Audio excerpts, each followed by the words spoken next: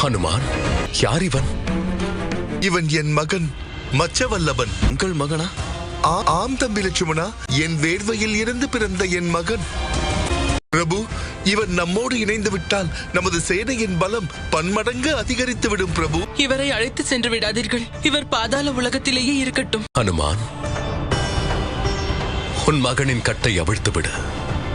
கடமையை செய்பவனுக்கு தோள்களை தட்டி ஊக்குவிக்க வேண்டும், கட்டி போடக்கூடாது. கடமையை கண் போல் கருதுபவர்களுக்கு என் இதயத்தில் இடம் உண்டு, பாதத்தில் அல்ல. அதோடு நீ என் அனுமனின் மகன். வெற்றியோடு வாழ்வாய். ஒன்றை நினைவில் கொள் மச்சவல்லபா, நம் செயலுக்கான பிரதிபலன் அறநெறியில் பயணிக்கும் போதுதான் கிடைக்கும். நீ உன்னுடைய அரசனின் கட்டளையை கடைபிடித்தாய், அறவழி பாதையை விட்டு விலகினாய், நியாயத்தின் குரலை கேட்க மறுத்துவிட்டாய். இனி இது போன்ற தவறை ஒருபோதும் செய்துவிடாதே. உன் சேவை பாதாள உலகத்திற்கு தேவை.